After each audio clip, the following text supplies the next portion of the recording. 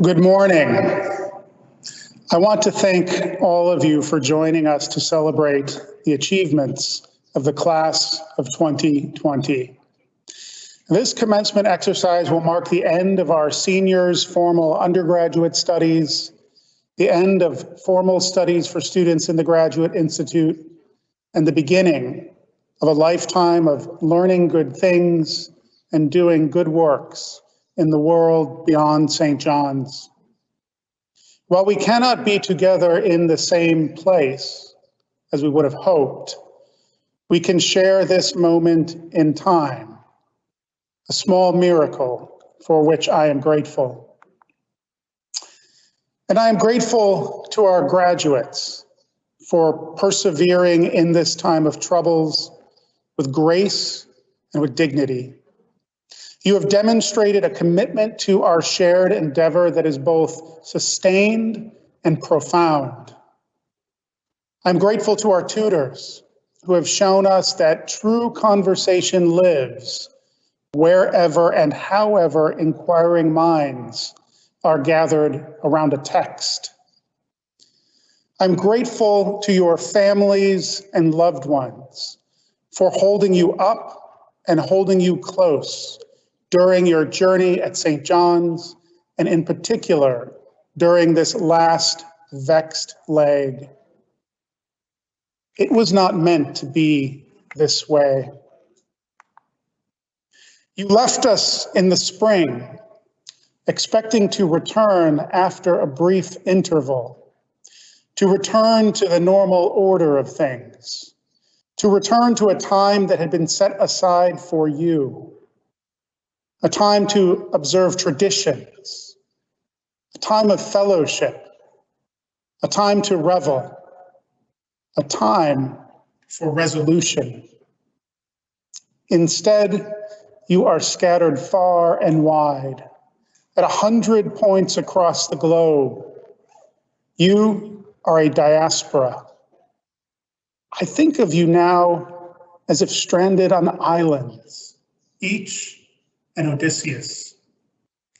This plague does indeed sometimes feel like the work of an angry God, like a malicious intervention. Odysseus, too, thought he would be back after a short interval. The Achaeans would overwhelm the Trojans, gather the spoils. He would return to commendation, feasting, wine, storytelling. He had a plan. Yet there was a different story waiting to be told. The feast to which he returned was occasion for a second siege. He had to win back his own citadel. Victory demanded a new sort of cunning. After 20 years, much had been stripped away from him. Decades with his wife, his son's growth to manhood, the pleasure of rule, the indulgence of peace. What was granted in its stead was the Odyssey. Let us remember that the king of Ithaca did not set out on his return from Troy, intending further adventure. The Odyssey is what intervened. We are the sum of our swervings. Here we stand at commencement. What was meant to be a launching forth now elides with a longing for conclusion. Commencement has always elided endings with beginnings. The term itself is ambivalent. We draw one part of life to a close, even as another opens outwards. Our end is our beginning. Yet your ending feels as if it has been held in abeyance, as if it were suspended. But I would ask you to look at it in a different way. The great poet of the diaspora, C.P. Cavafy, addresses us at the commencement of the hostilities in Troy.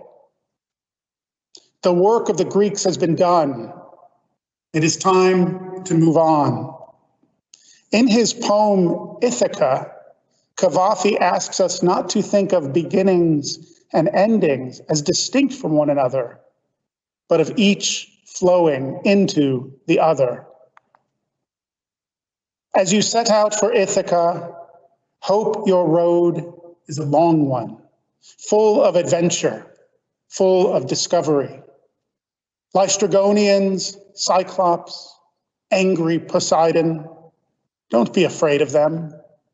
You'll never find things like that on your way, as long as you keep your thoughts raised high, as long as a rare excitement stirs your spirit and your body.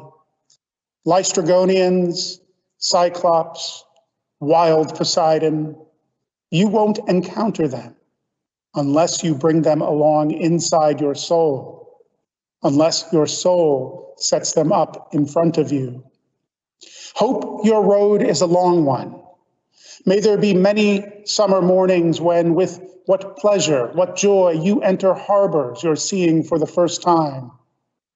May you stop at Phoenician trading stations to buy fine things, mother of pearl and coral, amber and ebony, sensual perfume of every kind. And may you visit many Egyptian cities to learn and go on learning from their scholars. Keep Ithaca always in your mind. Arriving there is what you're destined for, but don't hurry the journey at all.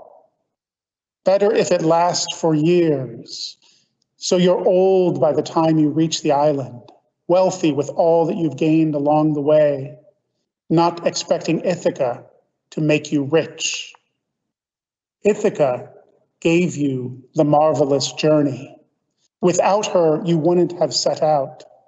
She has nothing left to give you now. And if you find her poor, Ithaca won't have fooled you. Wise as you will have become, so full of experience, you'll have understood by then what these Ithacas mean. You are each, wherever you are now, embarking upon your own nostos, your own hero's return. You will indeed return to St. John's one day. Yet that return, whenever it is manifest, will be so much less important than the journey which brings you back to this place. Your epistrophe, your arrival, maybe when you find yourself once again on the lawns of campus, looking up towards the campanile of McDowell Hall, or out to the spangled waters of College Creek. It may be when you reunite with friends, drawn together after distressing separation, yet recognizing in one another's embrace what you have shared along the way. It may be more abstract.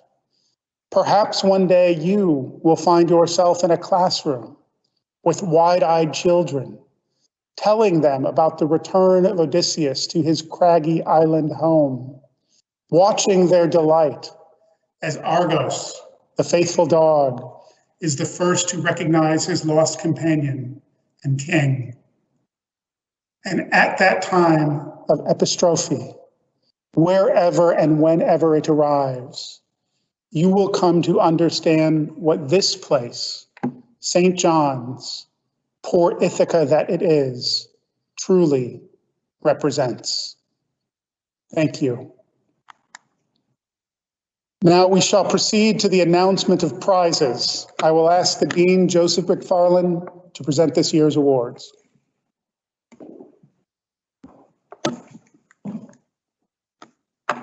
Good morning. To the member of the senior class who has written the best senior essay, Xinye. Honorable mention, Annie Lindsay Brong. To the member of the sophomore class who has written the best annual essay, this year we have two co-winners, Brandon Chan Garcia, Olivia Starr Petard. To the member of the freshman class who has written the best annual essay, Aliyah Drake Mason Kohler. To the Graduate Institute student who has written a distinguished preceptorial essay in the year 2019, Christine Marie Moradian. To the Graduate Institute student who has written a distinguished tutorial essay in the 2019-2020 academic year, Samuel Philip Sexa Hagee. To a member of the senior class for excellence in speaking, Jared John Bassman. To the student who submits the best English version of a Greek text, and this year we have 2 co-winners, Abigail Elizabeth Stewart, Ivan Nicholas Imbruski. To the student who submits the best English version of a French poem, honorable mention, Morgan Robert Edward Ballard Wheeler. To the student who submits a fine original English poem, Nortate Elena Ruta Grintalis. Honorable mention, Samuel J. Baratini.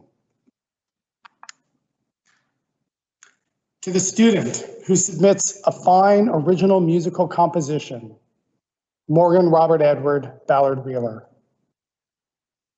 And to the student who submits a fine essay on a piece of music, Morgan Robert Edward Ballard Wheeler. To the student who submits the most elegant solution of a synthetic problem, Lagvabadrak Sariter. To the student who carries out a fine laboratory project, Morgan Robert Edward Ballard Wheeler. To the seniors who, through participation, leadership, and sportsmanship, have contributed the most to the St. John's College athletic program, Jared John Bassman, Ryan Alaya Clement, Mitchell Lewis Harris, and Elizabeth Olivia Hartzell. To the member of the senior class who has contributed outstanding service to the greater Annapolis community, Kezi Emily Dremel. To the member of the senior class who has demonstrated the greatest care for and service to the youth who reside in the city of Annapolis, Reuben Irving Morris. To the member of the senior class who submits the best work of visual art to the community art exhibition, the Charles Vernon Moran Prize, Nicholas Donaldson Thorpe. Honorable mention, Julia Morgan Cooper. To the senior who's demonstrated excellence in the arts, literature, or sciences, the Walter S. Baird Prize, Annie Lindsay Braun. Finally, I want to say, reading the names of all of these seniors and graduate institutes, with each name, of course, I think of many other names, members of our community who've given so much. And for this reason, only yesterday, President Kanelos and I, at the instigation of Mr. Kruger, have decided that at the conclusion of today's celebration at about 11:30, we will be ringing the bell once for each member of the senior class so that even off the internet, the whole of Annapolis can celebrate your work. Congratulations.